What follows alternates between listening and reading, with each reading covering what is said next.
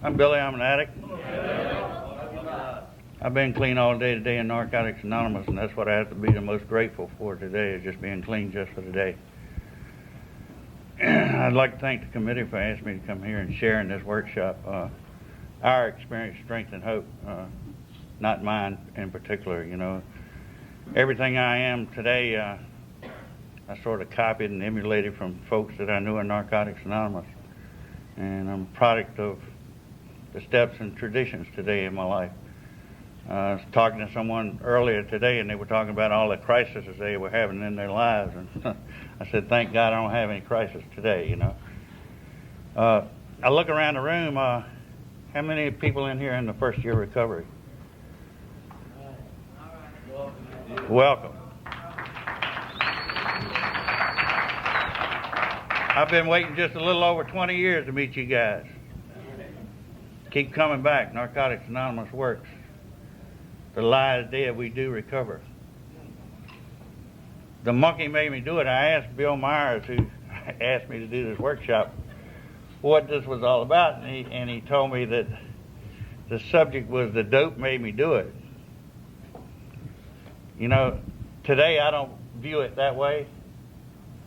I'm an addict. I have a disease. Stebbins Medical Dictionary says a disease is a morbid condition with characteristic signs and symptoms. And when I first got clean, I couldn't see those characteristic signs and symptoms. Our disease is one of attitudes, personalities, a general negative outlook on life that's deep-rooted in fear, insecurity, and low self-esteem. And I guess most of you people know what I'm talking about. When you hook that up with the obsession, the fixed idea that takes us back time and time again to the ease and comfort we once knew. How do you spell relief? I spell it D-R-U-G-S all my life. Because it instilled in me a sense of arrogance that said, damn you world, it's okay. Whatever was going on in my life was okay, as long as I was high and trying to avoid what was going on in my life instead of looking at life on life's terms. Compulsion. After having picked up that first whatever it is, drug, sex, gambling, whatever. It's not limited to drugs as far as I'm concerned today in recovery. It's doomed to repeat itself over and over and over again. Denial. That's the thing most of us want to skip over. No, it's not me. I don't have a problem. If the courts would just leave me alone, my wife would quit nagging me, and my in-laws and outlaws would do all right, everything would be okay. Well, that's the denial I had most of my life. I really don't have a problem. And I can look back today and say that I've had a problem ever since I first picked up. You know, I spent a little over 14, 15 years of my life in the penitentiary, nut houses, and various other goonie roosts throughout the federal system. I had some of the best psychiatrists in the world talk to me, and we never got much accomplished. They talk about my mama, and I talk about theirs.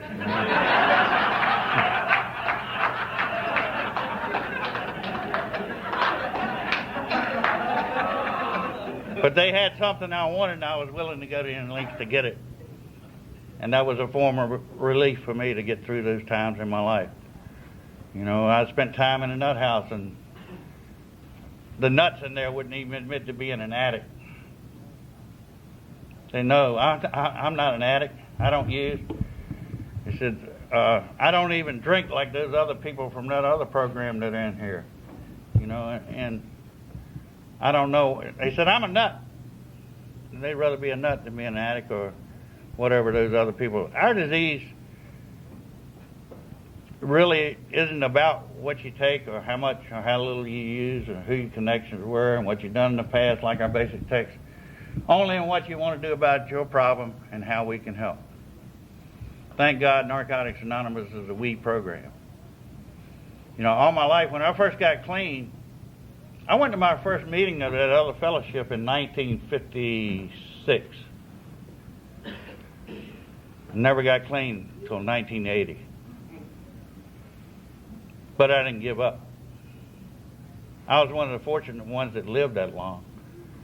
Now I look around this room and I don't see many people that are drawing Social Security like I am. Because addicts don't live that long. They're around, but most of them are either in the grave or in the penitentiary or in one of those nut houses, forgotten. Thank God for Narcotics Anonymous. I came here just when I was supposed to come here. It took all those things that happened to me all those years to motivate me enough to realize that, Billy, you're an addict. Until I fully conceived through my innermost self that I was an addict. Then and only then was the first step in my recovery. Through example from other people, I found out that I could recover just for the day. You know, I was at the first 10 conventions in the state of Virginia, and today is the 19th. You know, we've came a long ways in 19 years. But I look around the rooms and I don't see many people that were here when I first got here. You know, so I don't know whether we're doing, I guess we are doing the best we can, because it's up to, any addict can stop using it, wants to stop using it, is what I'm trying to say. Complacency, things that will defeat us most in our recovery, indifference or intolerance to these spiritual principles. And that's what I see happening to a lot of people. They get well, they get cured. Some people turn to religion, and that's okay too. My wife happens to be one of those people. We've been married 11, 12 years now. Been going together for 13 years. I never knew how to have a relationship with another human being. Never did. When I first got here, I hated you. I hated what you stood for. I hated everybody. I hated myself. Years in the penitentiary, I was involved with organizations that were racist. I had to learn how to live with that again in my life. Narcotics Anonymous has helped me do that through sponsorship of gay people, black people, Jewish people, all kind of people that I was taught to hate all my life. Today, I love everybody today. I really don't have any hate issues as far as that goes today. But I had to retrain myself. It's just like recovery. It's done through repetition. I had to learn how to have a relationship with me to begin with. First and foremost, I had to have a relationship with God. I had to have a relationship with a sponsor. I had to have a relationship with this fellowship and this program. I had to learn how to live life on life's terms. And through doing that, this topic really doesn't apply to me, because drugs never made me do anything. I am the enemy. I've met the enemy. A little over 20 years in recovery, I've met the enemy. It's me. It isn't you. It isn't the world. It isn't all the drugs that they have out there.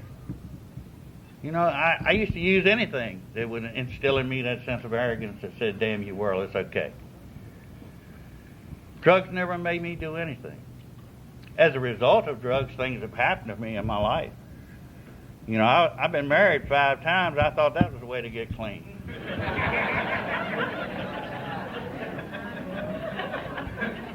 But then again, I never knew how to have a relationship with anybody. You know, my wife and I lived together for the first year and a half in a celibate relationship. We lived in the same house.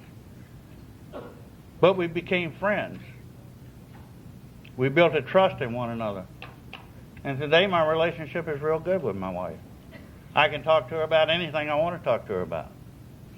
And I have a good life today. You know, Narcotics Anonymous doesn't promise you're going to get anything when you come in these rooms. The only promise we can make to you is the freedom from active addiction. And God, that's the most important thing you could ever have. When you have that freedom from active addiction, you have the power to do anything you want to do. But it's like everything else. It's just like everything else in recovery. What you give is what you get. If you don't put nothing into it, you don't get nothing out of it. If all you put out is a bunch of hate, strife, and discontent, guess what you get back? But if you can find some love, and you're able to give that back, expecting nothing in return, your rewards will be greater than you could ever imagine. And I had a guy tell me that 21 years ago, 22 years ago, before I got clean this last time. I say religion, psychiatry, and all that stuff has nothing for us that we can use. It has a lot for us, but I didn't realize what it was. You know, when I tried religion, what it was, and when I came to the church I was going to, they said, "Come as you are." When I came like I was, they really kicked my ass out of there.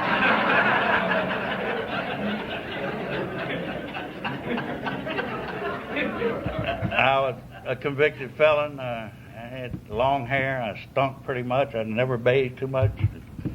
I was always high. And a guy called me from the back at one of these meetings I was at, and he said, "You back there in the back?" And I said, "Who, me?" And he said, "Yeah, you." So I came on up. He said, "Come on up here." And I came up, and he said, "God has called you from afar off, but you have not yet fully responded. When you do, your rewards will be greater than you could ever imagine." And I never knew what that meant for a long time. I know exactly what he was talking about today, because I have responded to God. My God today is a loving God. He's not a vengeful God. He don't drive around no rescue squad truck either. He don't promise me if I quit doing this or quit doing that, that he's going to give me something. My God's got a good sense of humor. He lets me get in all the trouble I need to get into. I'm not well by any sense, you know. We all have what they call defects of character. And I still have some of those still come out in me constantly. I've worked on a lot of them, and a lot of them have gone by the wayside, but sometimes in a particular time and situation, they rear their ugly heads back up again, and I'm back on the path. So I guess you know what I'm talking about. Being my own worst enemy, I can understand that God wants good things for me. I still want bad things for me. I want bad things for me. And I don't know when that'll come to pass, that I want always good things for me. You know, my life today is better than I could ever imagine. I have anything I want. Anything I want. And some things I shouldn't have.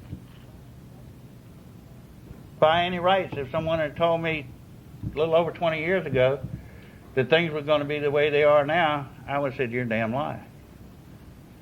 They couldn't be that good. Life couldn't be that good. You know, I've had a chance to make amends to people since I've been here in this program. And to me, that's one of the most rewarding things in my recovery, because it freed me up. It gave me a chance to really be me and to see who I was and what I was. You know, I'm not all that I want to be. I'm not all that I'm going to be. Well, I'm like Popeye. I am what the hell I am.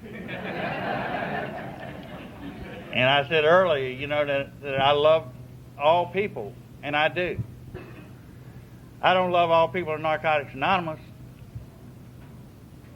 because some of us ain't here about recovery. Some of us are here to get out of a court case or save a marriage or be a good person or whatever. I don't know what your reasons are for being here, but, you know, I knew through experience what I used to go to meetings for. And everything that's said in meetings don't really need to be said in meetings. You know, here in Narcotics Anonymous, we don't gossip. We're just concerned.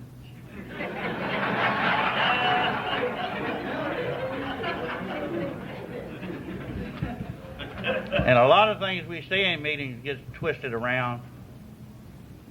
You know, there's some things that belong to a sponsor. Some things you don't need to talk about in meetings. I've learned that through my mistakes. And I see people continue doing that all the time. I don't know, it's just good for me to be here and be clean. I can remember the first 4 conventions, the guy that's doing the taping, Dutch, he was one of the speakers at the first convention we had. And I see Doreen's here. She was at one of the first conventions we had. And those are people that I hadn't seen in a long time. Those are the people that helped me remember that Narcotics Anonymous worked. Because I kept seeing them coming. They got clean before I did. I've been in regional service, world service with all those folks. They're the people that are my role models. Good, bad, better, or indifferent. They're clean. They hadn't picked up today. That gives me courage to see that this program does work. That the lie is dead. We do recover in Narcotics Anonymous. It's plain and simple. The newcomer is the most important person at any meeting. I can certainly agree with that. But I can tell you another thing. The person that's sitting in your damn seat right now better be the most important person. Because if you ain't sitting there, you can't help nobody. You can't help yourself. You can't help anybody. And you have to be good to yourself. You know, I see people come to meetings all the time beating themselves up. The same story over and over. Woe is me, you know, like the cartoon character, Swept Rock or whatever, you know. Clouds always over their head. If they get off their ass and deal with a damn problem, it will go away sooner or later. All mine have. It's about writing. I used to come into these rooms and I didn't think I had to write the steps. I thought as long as I memorized them, I'd done them. But when you write them and work them with a sponsor, it seems to change your whole life. When I took my first 4-step, I never had the simple gift of tears that most people have. Because I'd been in condition to, anytime you stick your head out of the gutter, somebody's going to come along and kick your teeth in. You know, I walked over dead people in the penitentiary. You know, I've been in all that crap, and riots and all kind of dumb crap, you know. And a grown man ain't supposed to cry. But when I took my first 4-step with a sponsor, I cried for the first time in a long time. And from that moment on, I knew that regardless of whatever happened in my life, that everything was going to be all right. Everything is going to be... Hell, today I cry. I see a sad story on TV. I sit there and bawl like a damn baby. You know, real men do cry. Crying is nothing but an emotional douche. That's the way I like to look at it. And it's good for you. You know, to sum up what I said, and I'll turn the meeting over in just a minute, but the monkey has not made me do any damn thing. I am the monkey.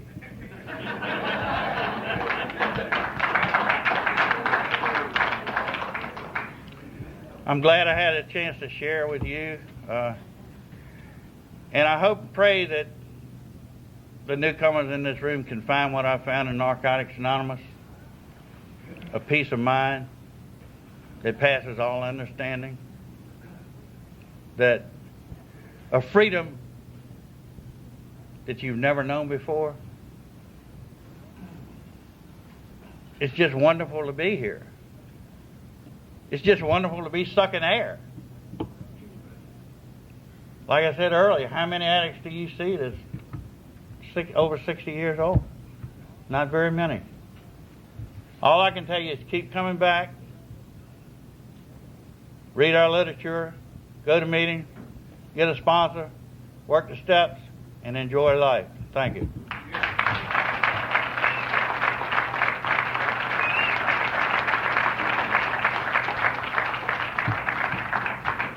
Admiral David.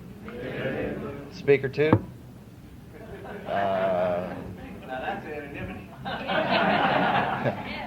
We'll get the other gender's view of the monkey, if that means anything.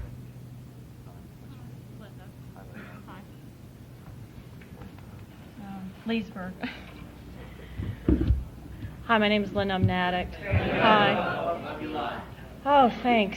Let me just start out by saying that I don't want to do this, but I was just asked by Kevin about half hour ago to do this, and I know I'm supposed to do this. So when he said the monkey made me do it, I know exactly what I ditto what you said, because I wasn't thinking of, we're talking about drugs. We're talking about me, and we're talking about where I'm at, and we're talking about no matter where you're at in your recovery, there's always work to be done, and if you're not diligent about the steps, or if you're kind of lacking in one area, like when I'm saying that I was, that you get yourself to the point where I am today. I'm okay now, but I've been in a lot of pain, in the past year. And so to me, the monkey is not working if you're not really diligent about the spiritual principles of this program, which is honesty, self-honesty, and I'm only saying that because I'm going to share about myself and why I'm where I'm at, open-mindedness and willingness. Time is good. Time is yes. That's good. Clean. Good. Like the Dana Carvey. Good. But all that's good. That's great. Go to meetings. Looking good is good, right? But and I guess that's kind of where I'm at. Is looking good is not good. You know what I'm saying? Like looking and feeling good on the inside is what's good. Okay?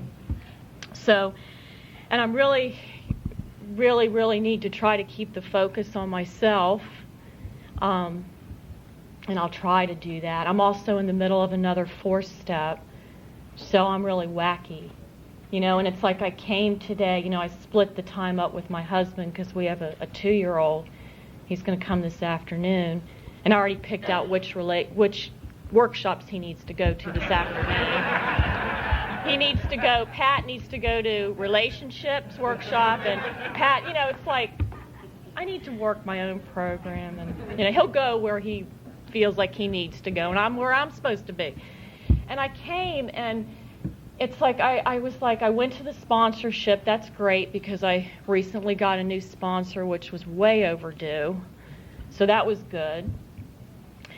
And I went down to the marathon meeting because I was like, I need a meeting. I need to share, and nobody's chairing until 2, and I was deeply, deeply disappointed. And I went up to the steps workshop, and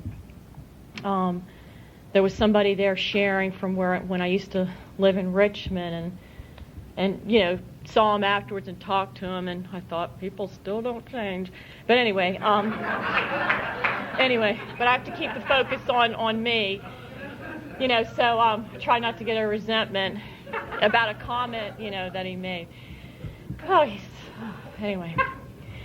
So they're laughing. But anyway, I'm from the Northern Virginia area. I got clean, in Norvanna. And then we moved to Richmond for 5 years, which was great. We moved back in 97, and, now we live out, in Leesburg.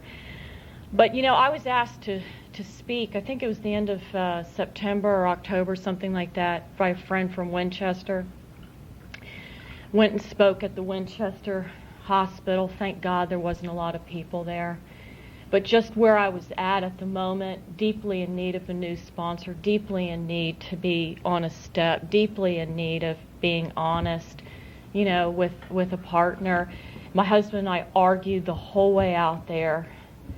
I shared, and I don't know if you've ever had this experience before. I was so disappointed in what I shared. I didn't feel like I shared. I'm sure there was something there, but he sent me, I just know it sounded, just by their reactions, just about not trusting. You can't trust anybody, and I keep to myself, and I thought, what? Was that me? Was that me? And I was so upset, and he sent me the tape, and I could not even listen to it. And I still don't want to listen to it, And, and for me, it's like my recovery has been about not swearing and meeting. I mean, you do what you want, and I still slip, of course. But I think I said the F word like 10 times. It just kind of showed me where I was at, So anyway, it was about, keeping a secret, from my husband about money and, about spending and keeping it from him, and it just spirals out of control where you can't tell the person. And he was keeping a secret from me, and I knew that. And, he got confronted with that, like this summer. But I wasn't about to tell him my secret because, and that's how sick I am, I guess, at this point, because I'm still feel this way, and I'm like, I am not going to tell him my secret, but because he's going to turn around, and he's going to put the focus on me, and he's not going to take responsibility for his actions. Now, there is some of that's true. I'm just saying. So, of course, he got my wrath, and he, went through all of that, and, he needed to get a new sponsor too. So things started changing, and he got a new sponsor. So, if you're in a relationship and recovery, it's kind of like, you bounce off one another, if you both want to stay clean and stay married, so he got a new sponsor. So I'm like, okay. He starts meeting with the sponsor every other weekend and goes on a sponsorship retreat and, starts working the steps and everything. And so there was I felt a lot of pressure there about, what am I doing? What the hell am I doing? And so finally, I got a new sponsor. And so we met. This was at my thinking that, I'm not going to find anybody in NA with, the clean time that I'm looking for and yada, yada, yada. And I shared, I celebrated my 18 years and, I shared, I need a new sponsor and everything. And, of course, I got some feedback from Kevin A., who I've known for the whole time I've been in recovery. And he's like, that lie is dead. And I felt like, F you. Which was, he was right, like he said that in the meeting, and which was, I know it was directed at me. And so, like, afterwards, so anyway, it was just a long history. So afterwards, it was like, I was, of course, pissed at Kevin. And then so afterwards, I'm talking to somebody, and I'm thinking, this one lady, I'm thinking, I don't know how much time she has. So we just start talking. Well, she has 21 years. It was like, my higher power is God. I have a God in my life today, so thank God, for that. So I don't believe in coincidences or, I believe that, my higher power has a hand in these things that happen to me. So we just start talking. So I just said, well, how would you feel about, potentially sponsoring me? And she's like, well, how do you feel about it? And I said, well, let's just, let's have coffee and talk about it. So we met for coffee and whatever. And she's real tough, and it's like, she said, so, we decide on that, and then I share about myself. I share a lot of things that I haven't shared with anybody, for quite some time, even my old sponsor in Richmond, because I just didn't. And that just, I can't begin to tell you what a relief, what a relief that was. And so this is about, this thought just, like my higher power is saying to tell you that this is about, life and death. Because these are the things that we have to do. Because inside, I was dying inside. There were times, like, from keeping this secret, which I told my husband, that, not that it was serious, but, and I'm even a therapist, so I know about all this stuff, but thoughts of like taking my own life. Like that would be easier than to tell him that, I ran up this credit card and I haven't been honest with you about the money and blah, blah, blah, blah, blah. I'm just saying it may not sound like a big deal to you, but it was to me. All this stuff and like keeping a secret.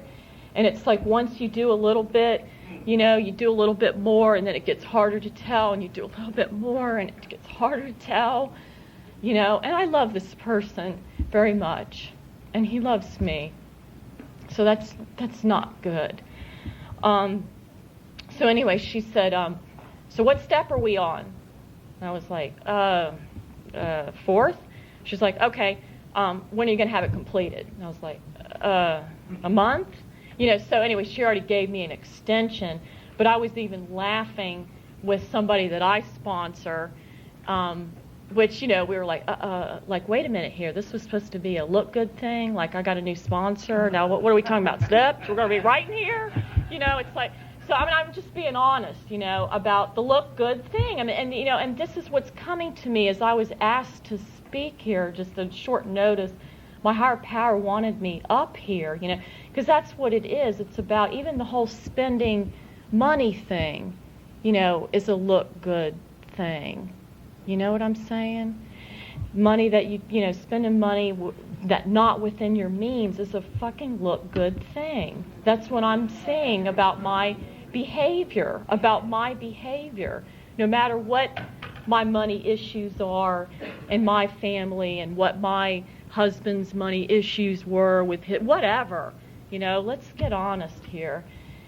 And so anyway, so we got the guide. I've started my step, so that's really, really, really hard, but I don't make excuses. It's like when I start to feel real messed up or, whatever, it's like I go up and pick up my paper and my pen and I start writing, and that's good. She's been really, really good for me. And I like my husband's sponsor too. I'll tell you why in a minute. And so anyway, so this of course, the first thing I tell her about the secret, and so the first thing is she says, you have to tell him. You have to tell him right away. I'm like, I can't do that. And she's like, well, you need to tell him. It's like December, right before Christmas. Hello. So I was like really scared, and I didn't want to tell him, and I put it off, and I just told her, I'm like, I'm not going to tell him at Christmas. So, okay, well, you have to do it, all right. I said, after Christmas, I'll tell him. Well, I knew that was bullshit, because I knew that, for the week after Christmas would come, and it would be the New Year's, and, I'd put it off for another week. And I put it off for just like I had been doing, So, January 2nd, great way to start 2001. And so I was just like not happy during the holidays, not happy to bring in the new year. So I'm like, what am I bringing 2001 in? I'm keeping a secret from my husband. How can I do, Happy New Year, And my husband was like wondering, why is she, because I'm usually a very positive, happy-go-lucky person, anybody that knows me. He had to practically drag my butt to go to the NA New Year's Eve meeting dance thing. And once I was there, I was glad I was there, but it was just me and how I was feeling. So anyway, Judgment Day came on January 2nd, when, he called about, he'd been to the dentist and the bill hadn't been paid, and how come the bill had not been paid, and they'd been sending us bills and blah, blah, blah, blah, blah, and why is this happening, and, why don't we ever, I don't understand this, we make enough money, why don't we have any money, where's our money going, and everything, and I was like, and by the way, I ran up $4,000 on the Visa card. What?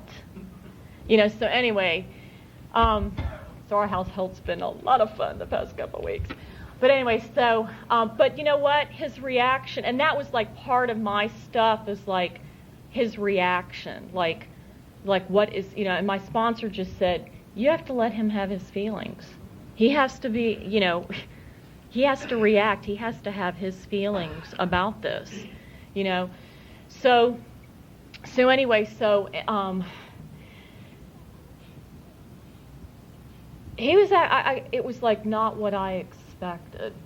It was his reaction was not what I expected at all. He told me he loved me. He asked me if I loved him, and I said yes.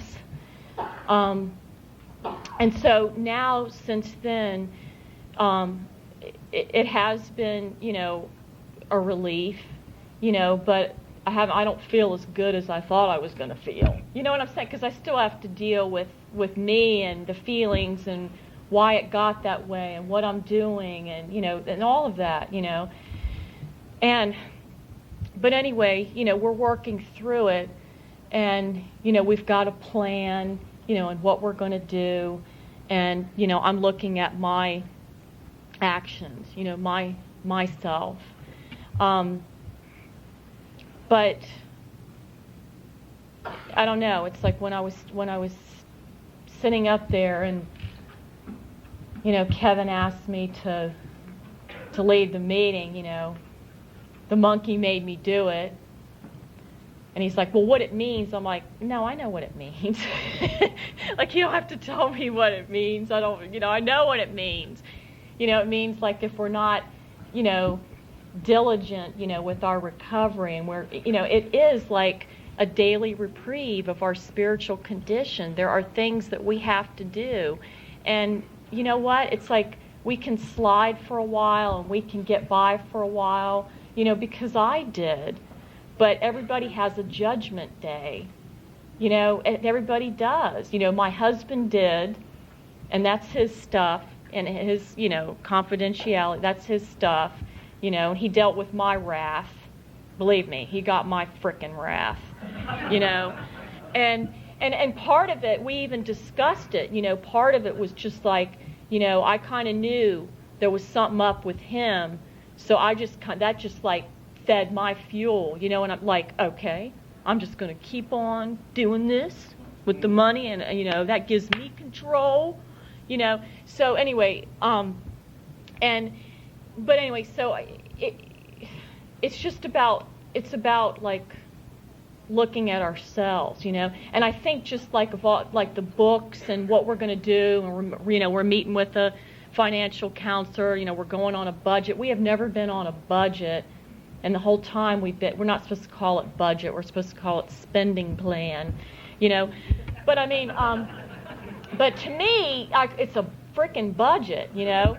And it's like, you know, and I have to admit, you know, but it's kind of like, you know, that was just a big wake-up call for me, because he was asking me that, you know, the other day. And see, that's part of our addiction too, you know, all those things, you know, like overspending, you know, sex addiction. You all know who you are, okay? I know who I am, you know. My husband knows who he is, you know. But all that stuff, you know, gambling, you know, all that stuff, you know, that is part of the disease of addiction. Using is just a symptom of other issues. Using is only a symptom. I knew that from the very beginning, people. I knew that from the very beginning, okay, that I had a lot of work to do. And it's like, it just goes to show, I mean, no matter where you're at in your recovery, you know, there's always work to be done. It's never over, you know, but we can, like, get on the other side. There is hope, you know. I don't have to use over this. You know what I'm saying? But if I continued going the way I was going and having a sponsor that wasn't going to meetings, this is, you know, my old sponsor, you know, granted, she had a disability, but still, you know, it's kind of hard to have a sponsor that doesn't get to meetings actively and that you can't really talk to and communicate to, You know, so I knew a long time ago it was time to get a new sponsor, you know, and working the steps is the way out.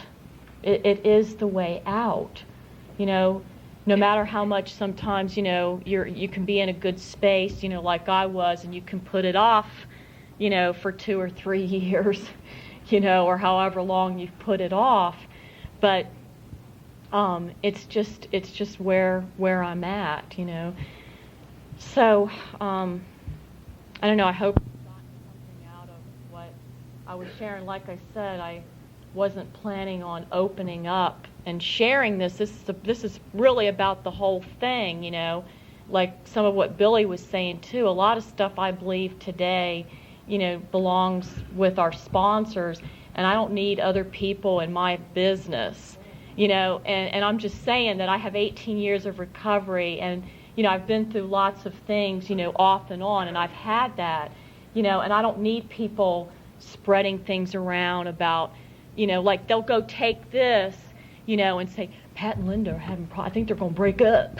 You know, oh my God, you know, and it's like that pisses me off, you know, when we do that to people.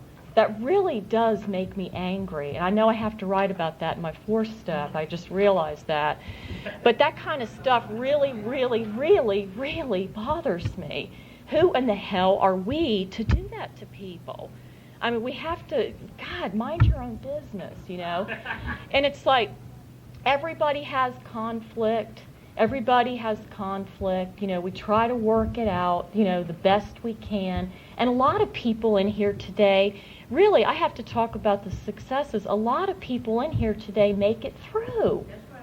A lot of couples do make it through. I've seen it in this program. You know, I have seen it. You know, so let's not go, you know, break these people up, you know, and send them down to the divorce attorney, you know, before you give them a chance to work it out, you know, with their sponsors and steps and sharing and meetings. And, you know, but then again, we're not all well in here. We're not all trustworthy, you know, whatever, you know. I was at where I was at at certain places that I was in. And I had to learn the hard way, because I was somebody, when I first came in here, my life was an open book. I told everything about myself. What a mistake, you know. What a mistake, you know. I mean, it just, because then I'm not going to go into detail, but and it's just like when my husband and I first got married, we were working through some things. And, you know, we were younger in recovery then, but we did what we needed to do, but we shared with a lot of different people, and it was just a little bit too many people, too many, if you know what I mean. It was just too, you know, and I think because of that, we both are very protective of our relationship and who we share with and what we share, and, you know, so I think that had something to do with me, like, holding on to my stuff, you know, for so long. Do you see what I hope you see what I'm saying, you know? Oh, God. So anyway, but I just will say this, is what good comes from that is that I turned around because I was feeling terrible about the people that I sponsored. I was about ready to let everybody go. It was like, you know, how can I sponsor anybody, you know, if I'm not actively working with the sponsor and I'm not working steps and, you know, and everything. So anyway, so all of a sudden, you know, I turn around and I'm like, what step are you on? What? I'm like, I got a new sponsor. I'm working the 4th step. Okay, what? Now you need to do the same. Oh, what? You know, so it's kind of neat because, you know, I got the fire put into my butt. And then I turned around. No, this is how it works. This is how it works. It's like I turned around and put it back into the people, you know, that I sponsor, because I said, they were like, well, I don't know why you haven't recommended this before. And I'm like, how could I recommend to you to do something that I wasn't doing myself? And they're like, you're okay. I mean, that I really believe that. How can I be your sponsor and tell you to, be tough with you and tell you to work your step and unless I'm not doing it, so that's why I didn't do it. I mean, I was just honest, with them about that, So I think that's the good thing, I think that's the good thing, and I think that's the good thing that I picked a sponsor that I had to, because of where I was at, I had to not be selective, and I had to tell the truth about everything and just put my trust out there, which was like a big deal for me. It was like a big issue. So I really am happy to be clean today. If you're new, I hope you keep coming back, and you know, like what Kevin A. said, the lie is dead. You know, we do recover. There are people with clean time that can sponsor you in here, you know, but meetings, where are you, you know, and you're recovered. Don't be afraid to ask that, you know. So, or you would have gotten someone like me, you know, that temporarily was on hiatus, you know. So, but anyway, thanks for letting me share.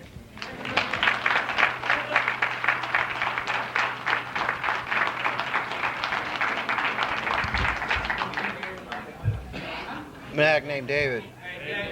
Hey, thank you. We got an announcement. It's about banquet tickets. Will be cut off at 3 p.m. There's only a few left, and if you want to go, buy some. And if you haven't registered, please do. And okay, I'm going to ask a new friend to read Just for Today, and then we'll close it. Hi, new friend. Hi. I'm Stephanie. I'm an addict. Just for today, tell yourself, just for today, my thoughts will be on my recovery. Living and enjoying life without the use of drugs. Just for today, I will have faith in someone in NA who believes in me and wants to help me in my recovery.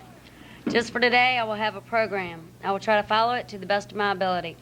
Just for today, through NA, I will get a better perspective on my life.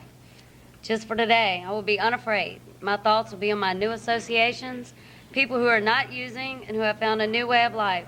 So long as I follow that way, I have nothing to fear.